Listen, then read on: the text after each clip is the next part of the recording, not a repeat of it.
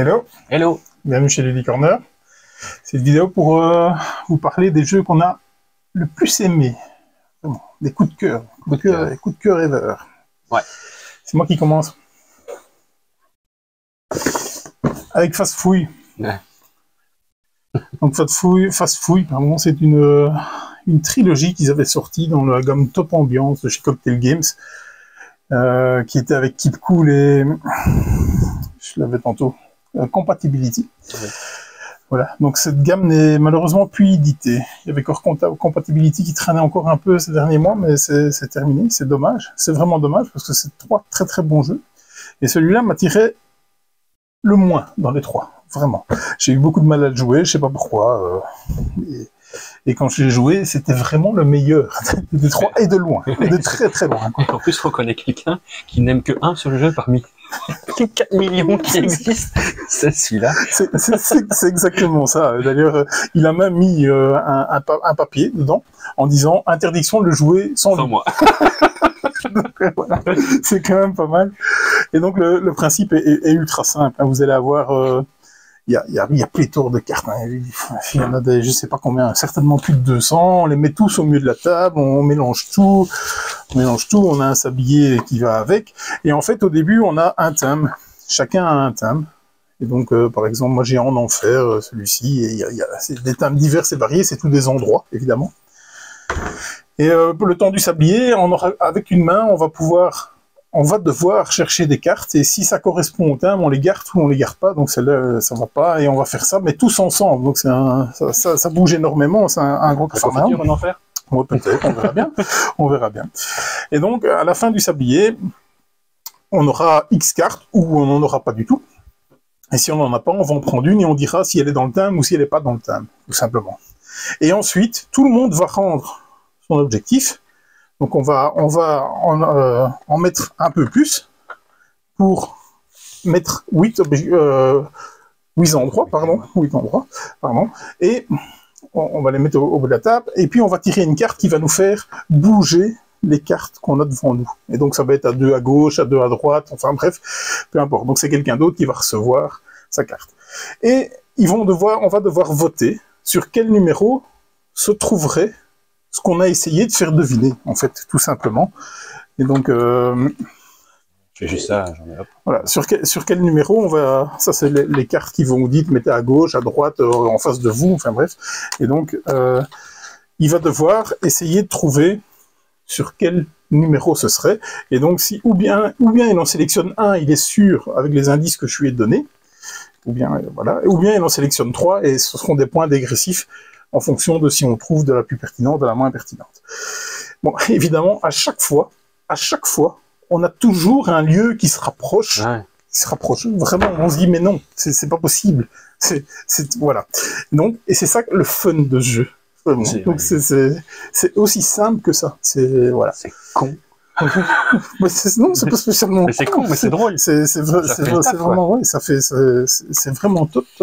Ce jeu. Ce qu'il y a de bien, c'est fort dynamique aussi. On va prendre des cartes, puis à chaque fois, en fait, le twist aussi, c'est que quand on en conserve, on ne peut plus la remettre dedans. Ouais.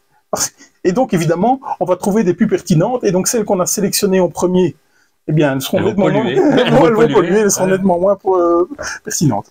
Au niveau de la règle, c'est ça.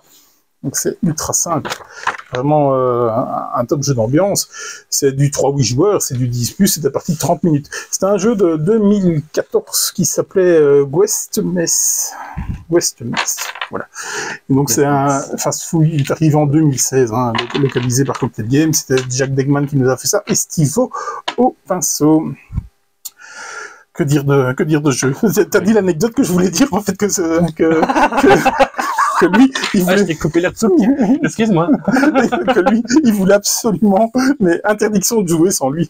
Donc c'était juste énorme. Et c'est vrai que sa phrase principale, quand on lui faisait tester un jeu, c'est de la merde. C'est de la merde.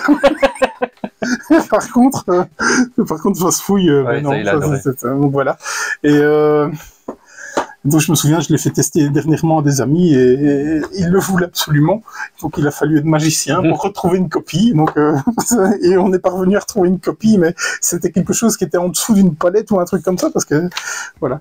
Et donc dommage. Ouais, tu as retrouvé une copie et encore il manquait des trucs dedans. Il manquait une ou deux cartes. On a réussi à faire avec des SAV et tout. Enfin, c'était aussi une anecdote assez particulière. Ça, donc, mais donc pour finir, ils ont leur jeu complet. Mais pourquoi c'est plus édité? Pourquoi? Parce que c'est vraiment très très bon. Oui, c'est parce que ça, on en a fait quand même des chouettes parties à ça. Oui. Parce que autant on peut jouer à des gros jeux, autant ça l'est pas du tout. Mais on s'est bien marré, quoi. Oui, clairement. Compatibility aussi, c'était chouette. C'était vraiment chouette. Rappelle-moi ce que c'est, celui-là, je l'ai oublié. Mais on a tous un même deck de cartes. Ah oui, et tu regardes si tu as mis les mêmes cartes que ça. Ouais. Et il y avait Keep Cool, et là, Keep Cool, j'ai pété un plomb, parce que c'est des jeux d'ambiance, et quand on joue avec des stratèges, ça c'est juste infernal, quoi. Qui ne répondent plus à tes questions. En fait, vous devez essayer de trouver un indice à gauche, et donner un indice à droite, ou ce genre de choses. Et donc, la partie s'arrête quand vous avez terminé X indices, et donc, quand il y en a un qui voit que si vous répondez bon à son indice, ça met fin à la partie, il ne vous répond plus. Ah ouais. Et donc ça m'a fait péter des câbles, mais exagéré. C'est des jeux d'ambiance, je ne comprendrai jamais ce genre de comportement sur des jeux d'ambiance, quoi. Ça, c'est dingue. Donc, c'est pas le cas de celui-là, c'est Fast-Fouille, c'est ultra dynamique. C'est top, Fast-Fouille. Ouais, c'est chouette. À toi. Ouais, seconde. Les Aventuriers du Rail. Bon, à la base, je voulais présenter les Aventuriers du Rail Europe, mais finalement, ce sera les Aventuriers du Rail autour du monde. Pourquoi celui-ci? Parce qu'il mixe aussi les bateaux. Donc, en fait, les Aventuriers du Rail, c'est été créé par Alan Moon, qui nous a aussi gratifié de l'excellente Airlines. Qui de nouveau, tu ne comprends pas pourquoi il n'est plus édité. Voilà. Mais t'as ta copie de toute façon. J'ai ma copie, donc je m'en fous. Et donc, dans ce jeu, le but du jeu est de relier des villes avec des trains. Donc, évidemment, l'Aventurier du Rail, on va pas faire autre chose. Donc déjà, ce qui est super sympa dans ce jeu, en tout cas dans les Aventuriers du Rail Monde, c'est que le plateau est recto verso. Et qui prend 3 tables. Et qui prend, donc il est recto verso, donc ce côté-ci et on va mettre l'autre du coup, voilà. Comme ça. Voilà. Le but du jeu, au début de la partie, vous allez recevoir des destinations, c'est-à-dire rejoindre un point A à un point B.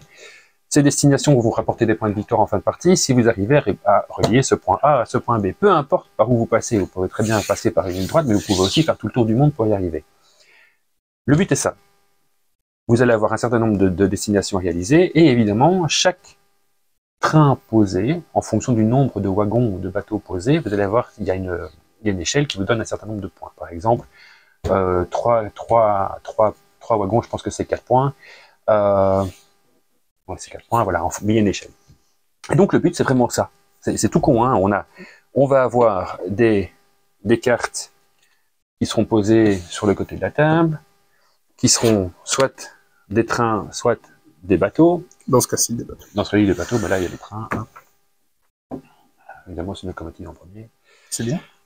Donc, le but du jeu, à son tour de jeu, on va soit, à son tour, prendre des cartes parmi les cartes qui sont visibles ou dans la pioche, parce qu'il y a des cartes qui ne sont pas visibles. On a le choix, soit 2 visibles, soit 2 cachées, soit une visible, une cachée. Enfin, on peut faire les mix qu'on veut.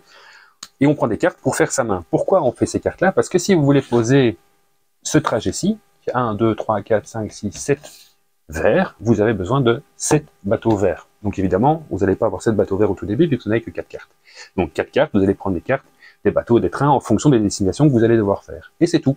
Donc vous prenez vos cartes, et une fois que vous avez ce qu'il vous faut, ben vous pouvez dépenser vos cartes pour mettre les trajets en question. Et vous devez faire en sorte de faire vos trajets pour arriver à vos cartes destination. Celle-ci, par exemple, c'était Vancouver à Édimbourg. On a... je connais plus du coup ma... Et surtout qu'on a Vancouver ici, Édimbourg doit être par ici. Ouais, probablement, voilà. Il faut relier ça, eh ben, c'est facile, soit on fait ça, on peut même faire ici, partir par l'autre chemin, hop, revenir là. Bon, tous les chemins mènent à Rome, du coup à Édimbourg. Mais c'est pas plus compliqué que ça. Le truc dans celui-ci, dans les Aventuriers du Rail Monde, comparé aux autres aventuriers du rail, parce qu'il y en a pléthore, ils mixent les trains, donc les wagons sur le sol, et les bateaux sur la mer. Ce qui donne un petit peu plus de complexité, hein, parce que vous avez, au tout début de la partie, vous devez choisir un certain nombre de trains et un certain nombre de bateaux. Ce qui fait que si, pendant la partie, une personne vient prendre votre trajet que vous pensiez prendre, et que du coup, vous n'avez plus la possibilité de passer par là, que vous devez passer par un autre trajet, et que du coup, vous n'avez plus suffisamment de trains ou plus suffisamment de bateaux, vous allez devoir faire des échanges. Et ces échanges coûtent des points de victoire. Donc évidemment, c'est pas trop ce qu'on veut faire. Autre chose, on a des points de victoire qui se gagnent avec des ports. On peut construire des ports à certains endroits, là où il y a justement, une ancre. Là, on peut construire des ports. Et ces ports apporteront des points en fonction du nombre des destinations que vous avez qui passent par, ou qui arrivent par ce port. Voilà, c'est pas plus compliqué que ça. L'autre phase, ce sont des autres destinations avec des autres choses. Mais c'est le même principe. Ce jeu est un peu plus long que les aventuriers du rail classiques. Hein.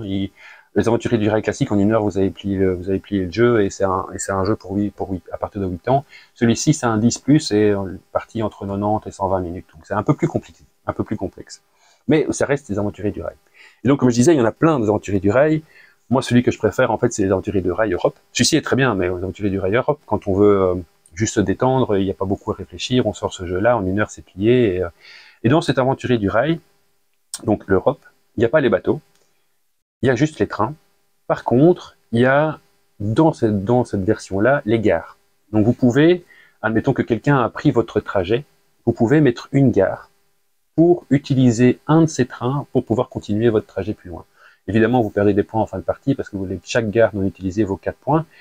Mais si vous l'utilisez, ça vous permet de continuer une destination et du coup pas perdre les points, parce que si vous ne faites pas votre destination, vous perdez les points de victoire de la destination que vous n'avez pas fait. Donc ça, c'est par exemple ce qu'il y a dans les aventuriers du rail Europe. Dans les aventuriers du rail USA, je pense qu'il n'y a rien de spécial. Non, par contre, je connais, ouais, c'est ça. Après, je connais pas trop, je connais, il y a Afrique, il y a Inde, il y a Scandinavie, enfin, il y en a plein, mais je ne sais plus lequel amène quoi, mais je sais qu'il y a des marchandises, des voyageurs, enfin, il y a plein de... Il y a des maps 2-3 joueurs aussi, hein, qui sont plus adaptés à 2-3 joueurs. Ouais, c'est ça. Et puis, il y a les aventuriers du rail, San Francisco, New York. Ouais, ça, c'est des formats ultra courts. Ouais, c'est ça. Mais bon, il y en a plein. Et ce jeu, finalement, pourquoi je l'aime beaucoup? Parce que c'est quelque chose qui se sort aussi bien en famille qu'entre amis. Il faut pas avoir fait maths sup pour pouvoir y jouer. Et ça passe le temps, c'est très sympa. Et moi, ça reste, c'est pas un jeu d'ambiance comme Fast-Fouille, on va pas rire aux éclats et jouer aux aventuriers du rail. Mais bon, voilà, c'est un jeu que j'ai beaucoup apprécié. C'est un des premiers jeux d'ailleurs que j'ai joué. Et je pense que c'est aussi pour ça que je l'apprécie autant. C'est ça. Moi, c'est un des premiers que j'ai joué aussi. Je pense que c'est peut-être le deuxième que j'ai joué, il me semble. Après Seven Wonders. Le tout premier jeu de société moderne, c'est Seven Wonders. Puis les aventuriers du rail, en fait, c'est un gros piège, hein, parce que c'est tellement plaisant, on fait toujours des choses, c'est simple, c'est facile, c'est accessible. Donc, c'est pour ça qu'il y a autant de versions qui s'est vendues à des millions d'exemplaires, certainement. On ne sait pas dire grand-chose là-dessus, c'est un classique, c'est sans faute. Ah oui. Sauf qu'on va... Dans la progression des joueurs, on risque de vite passer à autre chose, même si c'est très plaisant de le jouer. Autour du monde est pour moi le meilleur des aventuriers du rail, parce qu'on ajoute une légère complexité dessus, ce qui nous donne un peu plus de possibilités et un peu plus de stratégie à avoir. C'est ça, c'est pour ça qu'il dure plus longtemps. Hein. Ouais, donc voilà, il n'y a pas grand chose à dire là, à ce sujet-là. C'est mon deuxième jeu que j'ai joué, oui, c'est tout. Donc, j'ai joué à Seven Wonders. Du coup, j'ai joué aux aventuriers du rail. Non, c'est, enfin voilà. Et je ne dis rien sur Seven Wonders, c'est juste que c'est pas mon kiff. J'en parlerai peut-être un jour dans les coups de cœur. On verra bien. D'abord le plateau. C'est vrai? Ouais. Je l'aurais remarqué. Ça toi? Oui, oui, on arrive. On avait un ambiance, on a un familial et on a un coopératif qui est Mysterium. Alors, déjà la première chose à dire, c'est que la couverture est très très belle. Vraiment très très jolie. Ça, je trouve que ça met une belle ambiance déjà et ça reflète bien ce qui va se passer dans ce jeu. où on va avoir une espèce d'écran de jeu de rôle, hein, de maître de jeu, avec des objectifs. C'est un peu un Cluedo, on pourrait dire ça, un Cluedo coopératif. Donc on va pas tout déballer parce qu'il y a pléthore de matériel aussi, et en plus il y a un certain montage à avoir. Et donc vous avez, hop, voilà, dans ce sens-là, pour vous mettre vos cartes. L'écran est assez beau. On a des petits pions. On va faire avancer sur les cartes. On a une horloge aussi, parce que ça va se jouer en X tours. Et donc, il va falloir, au bout des X tours, avoir découvert le lieu, le personnage et l'arme du crime. Donc, chacun va avoir ça de façon différente. Il va avoir quelqu'un qui fait le rôle du fantôme, qui va donner des indices aussi. C'est celui qui sera derrière l'écran. Et je ne sais pas que dire d'autre sur ce jeu. Il fait beaucoup penser à Dixit aussi, parce que les cartes, évidemment, ressemblent très très fort aux cartes de Dixit. Donc, ça c'est du beau travail. Il faut être un certain nombre, hein, minimum 5, je pense, pour que ça commence à bien tourner, ce jeu. On a joué énormément à ce jeu. Énormément. C'est vrai. Et ça fait très très longtemps qu'on y a pu jouer, et j'ai très envie d'y rejouer. Malheureusement, mon cerf de joueur ne joue plus à ce genre de jeu. Et ça, c'est bien dommage, quoi, parce que il est vraiment, super bon, quoi. Non, il est chouette. Super bon, quoi. Et ce qui est aussi sympa, c'est que, donc évidemment, celui qui joue le rôle du fantôme, donc la personne qui est assassinée et qui essaie de faire découvrir qui est son assassin, avec quelle arme et tout ça, et qui est donc derrière l'écran, eh bien, il entend tout ce que les autres disent. Et quand on donne des indices aux autres, et qu'il y a un joueur qui plonge directement sur le lieu ou l'arme ou le personnage, peu importe, et qui se fait pourrir par les autres, donc il était sûr que c'était ça, et puis les autres disant mais non, parce que regarde, il y a cet indice-là, donc c'est une autre carte, et tu as juste envie de te dire, mais tais-toi. Mais on ne peut pas parler. Et justement, on ne peut pas parler. Et ça, c'est bien dommage, parce que sinon, ou alors frapper. Ce serait pas mal aussi. Tiens, tais-toi, toi. Voilà. Donc, c'est un jeu polonais à la base, hein, donc qui a été fait en 2013. Et là, je me fais du mal, hein, parce que c'est Tachmenikle. C'est imprononçable pour nous. C'est imprononçable pour nous. Et donc voilà, ça a été en 2013. Ils ont bien fait de l'appeler Mysterium. C'est nettement plus commercial en tout cas. Donc les créateurs du jeu, voilà, c'est aussi dans voilà. On va arrêter d'insulter les Polonais. Oui. Hein. Oleg. Donc ouais, il y a Oleg et Alexander, ça, jusque-là ça va, mais après les noms de famille, voilà. Et donc ça a été un peu illustré entre autres, hein, parce qu'il y a plein d'illustrateurs, par exemple Xavier Colette. Xavier Colette, c'est l'illustrateur d'entre autres, hein, d'Abyss, de Conan, de Obscurio, qui était très bon, de Dixit. Donc, voilà, on est un peu dans la famille Dixit. C'est aussi chez Libellule. Donc comme je disais, il faut être 5 pour que ça commence à bien tourner. Ça, c'est dommage. Tu peux jouer à 3, mais c'est court. Ouais, c'est ça. Donc c'est du 2-7. Ouais, voilà, 2, c'est juste pas possible. Je sais plus, enfin bref. Ça n'a pas de sens. Alors le temps estimé est assez comique, 42 minutes. C'est beau, ça c'est beau, quoi. Tiens, au bout de 42 minutes, t'as intérêt à la retrouver. Il y a des jeux qui se font avec un timer, ici non, même si on a l'horloge, mais voilà. Il y a personne qui me dit à 42 minutes, stop! C'est mort! Donc voilà. C'est un des auteurs qui a fait Detective Club aussi. Detective Club, c'est un très très bon jeu. Très très chouette jeu, quoi.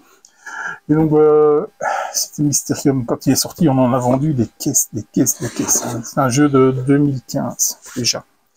Et il faut qu'on rejoue à ce jeu, vraiment. Prochaine soirée jeu, ouais, bon. on va essayer de mettre ça au planning. Vendredi. Ouais, après les zombicides. C'est ça. Attends, t'as l'univers. Ah oui, c'est pas mal, justement, on fera ça. Tiens. Ouais. Ça serait bien d'avoir ça, franchement, avec une lumière tamisée. Comme ça, on voit pas, comme ça, on voit pas les. Comme ça, on voit pas les indices. Ça, c'est bien. Un jeu qui a 2 extensions, hein, avec Hidden Signs, où en fait on remplace l'arme par une situation où je sais plus trop quoi exactement. On cherche le pourquoi et non plus le quoi qui a tué. Tu vois, on remplace les armes par une. Je ne connais pas les extensions. Je n'ai jamais joué avec les extensions. J'ai jamais joué. J'ai juste regardé. Je sais que c'est l'extension. Il y a 2 extensions, l'autre je la connais pas, mais Hidden Sign, c'est vraiment ça. On enlève les armes et on met la situation dans laquelle on doit trouver la situation dans laquelle la personne a été tuée, quoi. Mais après, ça reste le même principe avec des cartes, enfin, des indices que tu donnes avec des cartes à la Dixit pour se retrouver, quoi. C'est le même principe. Voilà, c'était le coop du jour. Ouais, très bon jeu. Oui, et je lirai les règles pour vendredi. Ouais, mais franchement, on va le faire. Allez, le dernier, le gros morceau. Oui, gros morceau. Ouais, gros morceau. Qui est en fait l'aboutissement de Terra Mystica. C'est le même auteur. C'est, comment il s'appelle? J'ai oublié. Drogenmüller. Et Osterdag. Osterdag. Voilà. Donc, dans l'univers de Terra Mystica, ben, c'est écrit de toute façon. Donc, le projet Gaïa est un jeu assez complexe. Les deux, on peut dire les deux. Les deux vont ensemble. Ça se joue en 6 tours, sur lesquels on va placer des objectifs tour par tour. Donc, on va avoir... Je vais pas tout sortir non plus, c'est bien, tu vas faire. Oui, c'est mieux, hein, parce qu'il y a 2-3 pièces à ce jeu-là. Hein. Un tout petit peu, oui. Et donc chaque joueur, je vais pas tout sortir, hein, je vais pas commencer si je vais sortir ce truc-là. C'est con parce que j'aurais bien mis le plateau de jeu avec les planètes, mais bon voilà. Et sinon, le temps que tu parles, je vais essayer de trouver le plateau de jeu. Ben, il est en dessous, j'imagine. Oui, hein, sûrement. Voilà, c'est ça. Le plateau de jeu qui est ceci, qui sont donc le plateau de jeu est modulable. On vient mettre au centre du jeu un certain nombre de tuiles qui sont... il y a une mise en place de base définie dans le livre des règles. En fonction du nombre de joueurs, il y a un certain nombre de tuiles. Le but étant d'aller coloniser les différentes planètes en fonction de notre civilisation. Évidemment, on va avoir des facilités pour certaines planètes et d'autres plus compliquées. Donc en fait, on va commencer. Donc celui-ci, j'ai pris quoi? J'ai pris les tachlons. Les tachlons, ça se voit peut-être pas bien sur la caméra, mais les tachlons commencent sur la planète brune. La planète brune qui est celle-ci. Et donc, au tout début de la partie, on va venir mettre une petite maison sur une, et puis une deuxième planète brune. On va commencer à 2 endroits sur la carte. Le plateau de jeu va être rempli de nos pièces, qui vont être les maisons, les comptoirs, les temples, je ne sais plus, je ne sais plus comment il s'appelle, mais c'est le temple évolué et le comptoir évolué, on va dire ça. La capitale, quelque chose comme ça. Et donc, on commence avec une maison. Le but du jeu va être de s'étendre pour construire d'autres maisons qu'on va upgrader en comptoir. Et donc, quand on upgrade un comptoir sur la maison, on récupère la maison. Ce qui fait que dans ce jeu, vous pouvez tout à fait avoir ce qui est écrit en dessous. Est-ce que vous gagnez tour par tour? C'est vos revenus. Avec une petite main en dessous, c'est les revenus. Donc au début, vous allez avoir en revenu du blanc, c'est des ressources. Quand vous allez construire des maisons, vous allez libérer des places et donc améliorer votre production de ressources. Le truc, c'est que quand vous upgradez une maison en comptoir, vous placez le comptoir, vous récupérez votre maison et donc vous diminuez votre production de ressources. Ce qui fait que il faut faire attention à bien équilibrer les maisons, les comptoirs, pour avoir des ressources un peu de tout à chaque fois. Parce qu'évidemment, quand vous allez construire un comptoir, vous allez récupérer de l'argent. L'argent que si vous upgradez votre comptoir en capital, vous n'en avez plus. Donc au tour d'après, vous n'avez plus de sous. Donc il faut bien doser quand est-ce qu'on upgrade pour pouvoir avoir un minimum de ressources et d'argent, parce que dans ce jeu aussi, c'est le nerf de la guerre. Donc si on n'a pas assez de ressources et pas assez de sous, on va pas bien loin. Comment ça se passe pour pouvoir aller voyager sur les planètes, pour pouvoir aller sur une planète adjacente, c'est facile, c'est à côté. Pour pouvoir aller sur une autre planète, on a ce plateau-ci. Ce plateau-ci est le plateau je pense que là-bas on ne voit pas bien, c'est le plateau des améliorations. C'est ce que vous allez pouvoir, vous avez différentes pistes d'amélioration qui vont vous permettre de faire évoluer vos capacités de civilisation. Celle-ci, par exemple, est le voyage. Celle-ci, au tout début de la partie, vous commencez ici, et vous allez pouvoir voyager de 1, ce qui veut dire que vous êtes adjacent. Vous pouvez aller adjacent à ce que vous êtes. Si vous avancez sur cette piste, vous pouvez voyager de 2, et donc vous allez pouvoir aller sur celle-ci, par exemple, qui a 2 cases de déplacement, et puis de 3, 4 en fonction. Et donc vous allez pouvoir vous déplacer sur les maps, et aller placer des maisons sur d'autres planètes. Le truc, c'est que pour pouvoir placer des maisons sur des planètes brunes, étant donné que c'est votre civilisation de départ, il n'y a pas de souci, vous pouvez. Si vous voulez aller sur une planète qui est différente de la vôtre, vous avez sur votre plateau un certain nombre de coups en fonction de là où vous commencez. Donc vous, c'est sur la brune. Pour pouvoir aller sur une bleue ici, par exemple, vous avez besoin d'un niveau de terraformation de 3. Pour pouvoir un niveau de terraformation de 3, vous devez dépenser un cube par terraformation. Ce qui veut dire que c'est 2 cubes par terraformation. Et donc 2 cubes par terraformation, ça vous coûte la blinde de cubes. Et donc avant de pouvoir construire ici, c'est chaud. Donc vous devez absolument débloquer des cubes, mais vous devez absolument monter sur la piste de terraformation qui à un moment donné va vous dire, ben là maintenant, vous dépensez que 1 cube par terraformation. Ça c'est voilà, ça c'est les deux pistes qui vont permettre de terraformer et voyager. Après vous avez la piste du temple qui va vous donner des ressources, la troisième ressource, la ressource bleue, je ne sais plus comment elle s'appelle, qui va vous permettre de faire des actions supplémentaires qui vont être par exemple d'aller monter sur ces pistes. Par exemple, il faut dépenser 4 comme ceci, 4 bleus pour pouvoir monter sur une piste. Donc les bleus vont vous permettre d'upgrader vos pistes plus facilement. Et donc, si vous montez ici, ben vous allez pouvoir monter sur les autres plus rapidement par la suite. Sur ce plateau, il y a également plein d'actions. Ces actions qui sont ici se font grâce à la quatrième ressource qui est un truc qui est tournant ici, qui est le twist du jeu. Le cœur du jeu. Le cœur du jeu. C'est vraiment le cœur du jeu. C'est, vous avez un certain nombre on va dire de points de pouvoir, hein, c'est des pions de pouvoir. Ces pions de pouvoir, vous en commencez avec 4 dans votre zone 2, enfin ça dépend de la civilisation, mais vous commencez avec 4 ici, 2 ici. Et quand vous voulez utiliser ces pions de pouvoir, il faut qu'ils soient dans le 3. Avant de pouvoir les utiliser, il faut donc les faire circuler. Et on commence par faire circuler ceux-là. Donc avant d'en avoir 4 ici, par exemple, pour faire l'action à 4 qui est là, vous devez faire monter 2 pouvoirs ici, et 4 là-bas. Donc vous avez 6 actions de pouvoir à faire. Ces 6 actions de pouvoir, comment on les a? On les a également grâce à des... ici par exemple, si vous passez là, passez ce niveau-ci, vous pouvez faire tourner 3 pions. Vous avez aussi des bonus, parce que ici il y a plein de bonus qui viennent de se mettre. Et quand on en prend, ben, il y a par exemple une action qui permet de gagner des points de pouvoir. À chaque fois que quelqu'un construit à côté de chez vous, vous gagnez des points de pouvoir. Donc les points de pouvoir vont circuler, et ça va vous permettre de faire des actions supplémentaires. Évidemment, il y a plein de civilisations différentes qui ont plein de pouvoirs différents. Chaque plateau est recto verso. Celui-ci, c'est sur les brins, mais les brins sont de l'autre côté aussi, et c'est une autre civilisation avec des autres possibilités. Vous avez donc 14 civilisations. C'est énorme parce que chaque fois c'est différent, quoi. Chaque fois c'est différent. Et il faut tellement anticiper ce que vont faire les autres, et il faut tellement aussi regarder aux objectifs de partie, parce qu'ici vous allez gagner des points de victoire à chaque manche, seulement si vous faites cette action-là. Donc c'est...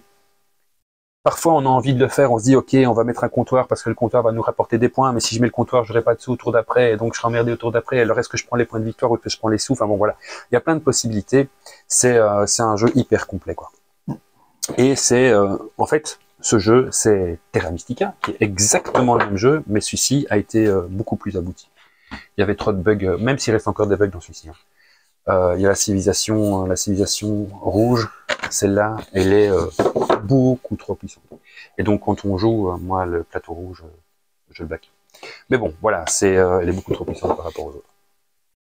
Voilà, moi, je sais pas trop quoi dire de plus. Oui, il y a encore plein de choses, hein. Donc ici, c'est ultra complet. Ouais, c'est ultra complexe même. C'est gros jeu, ça chauffe, hein. Ça Ah chauffe. oui, clairement. C'est pas une partie de plaisir. Il y a des objectifs à aller chercher. Le premier arrivé au-dessus, les trucs supplémentaires. À chaque fois qu'on prend une tuile, à chaque fois qu'on monte d'un niveau, on peut prendre. Non, chaque fois qu'on fait quoi? Je sais plus exactement. Il y a des trucs qui permettent de venir chercher des tuiles ici. Et ces tuiles-là vous donnent des bonus, des actions supplémentaires. Enfin, c'est hyper complet, quoi. Vraiment, c'est top ce jeu. J'adore ce jeu. Ouais, il y a moyen de monter des gros moteurs quand même. Hein. Au niveau des combos et tout ça, ça chauffe vraiment. Et ces objectifs qui font en fait ralentir notre stratégie, en fait. Clairement. Parce qu'on va essayer de privilégier ça, mais au détriment de notre stratégie. Donc on va pas aller assez vite sur notre stratégie. On risque d'être un peu doublé aussi par les autres. Autant moi je sais pas si j'aime pas Terra Mystica, parce que à l'époque où je l'ai joué, ben j'avais pas le plaisir des jeux complexes comme je l'ai maintenant. Par contre, Projet Gaïa, je l'aime énormément. Ça fait trop longtemps que je l'ai pu jouer. Clairement, donc on est sur du 150 minutes, c'est du grand minimum, oui, je pense. Oui. Et donc c'est un jeu de 2017. 4 joueurs, tiens, et comme je vois qu'il y a un solo, je vais peut-être essayer de m'y mettre, mais j'ai tellement de choses à faire. Au niveau de l'illustrateur, c'est Lozen, donc c'est un grand monsieur des pinceaux en Allemagne, donc il a fait La Gloire d'Odin, le Terre d'Arles, par exemple, les charlatans de Belcastel, donc tout ça c'est des jeux allemands. Il a surtout fait Arnova qui est chez Furland à la base, et Furland, eh bien, c'est Projet Gaïa.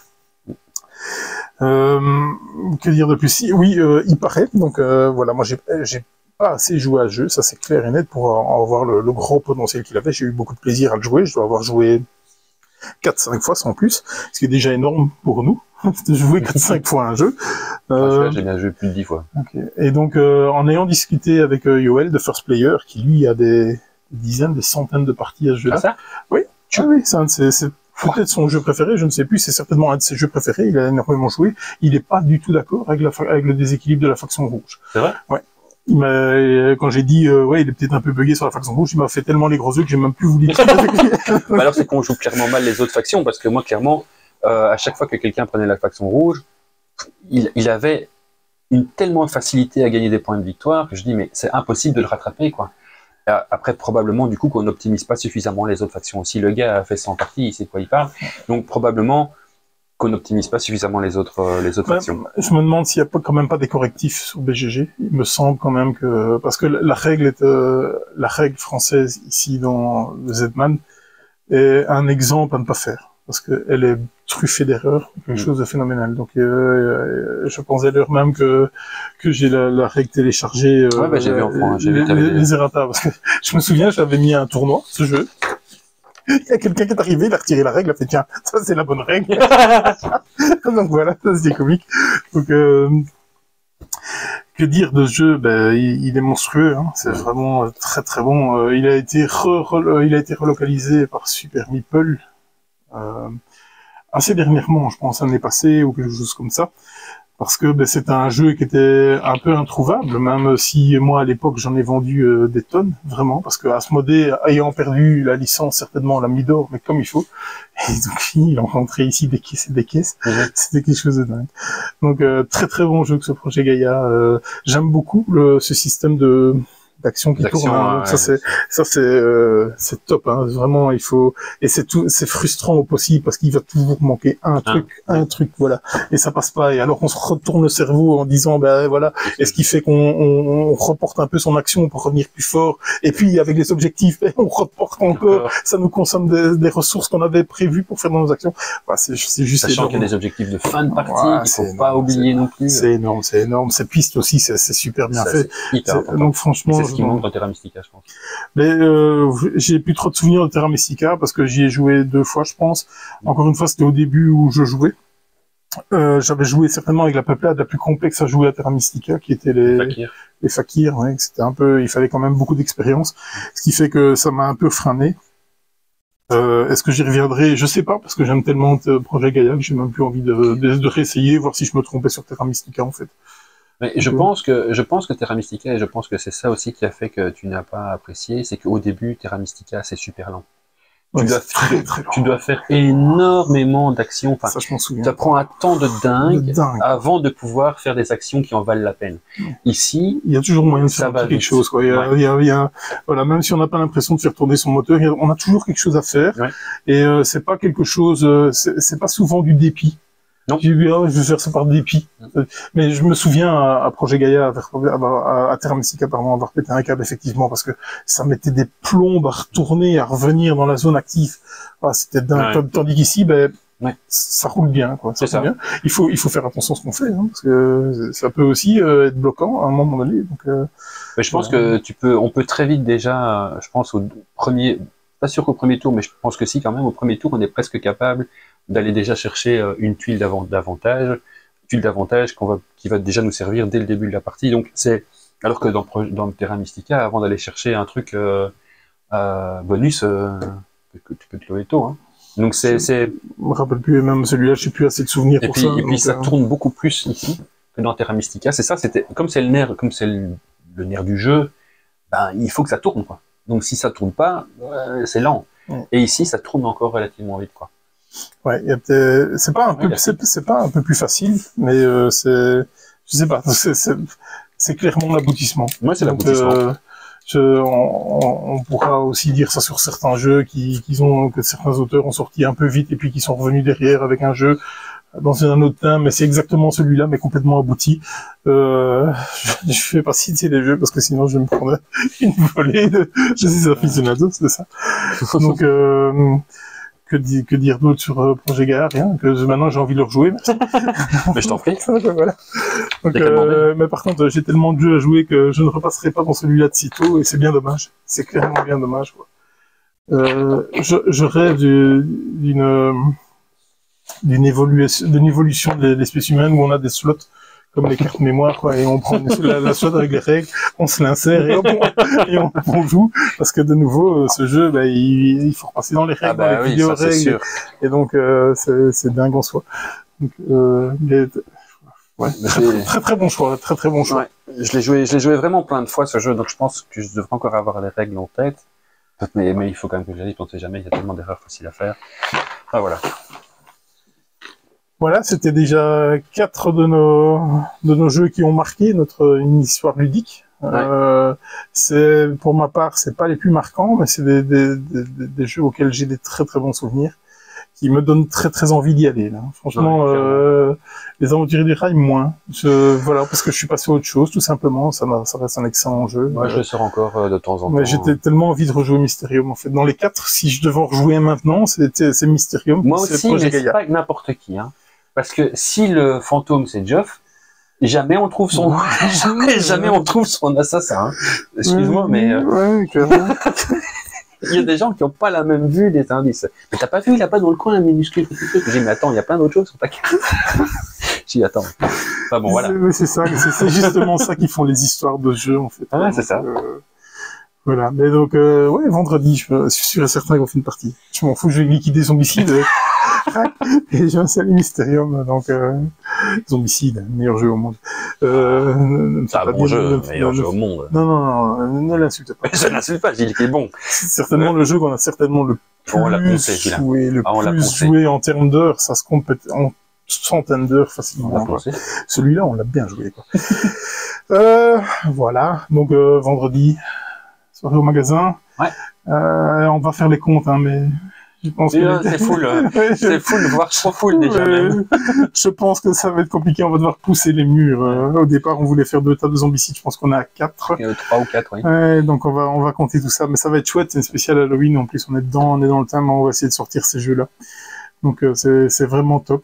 Donc je vous dis rendez-vous vendredi pour vous, jeudi pour nous, en tournage, avec... vous verrez. Voilà. Voilà. On vous dit à bientôt. À bientôt. Chez Lady Corner.